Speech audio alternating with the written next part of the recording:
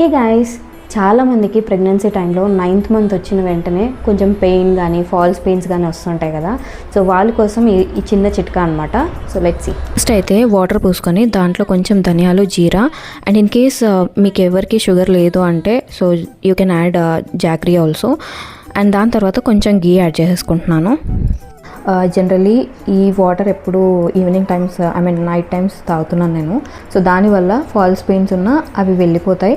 And గీ వాడాం కాబట్టి so labour టైంలో అంటే బేబీ బయటకు వచ్చే టైంలో యూజ్ అవుతుంది అంటారు. అండ్ నైట్ టైమ్స్లో జనరలీ పెద్దవాళ్ళు సజెస్ట్ చేస్తారనమాట హాట్ వాటర్ తాగాలనేసి, బికాస్ బేబీ పైన ఉన్న వైట్ లేయర్ అంతా వెళ్ళిపోతుంది అనేసి. బట్ అది మిత్తో లేదంటే రియాలిటీనో నాకు తెలీదు. బట్ నేను ఫస్ట్ ప్రెగ్నెన్సీ నుండి ఫాలో అవుతున్నాను కాబట్టి I thought of doing it for you guys.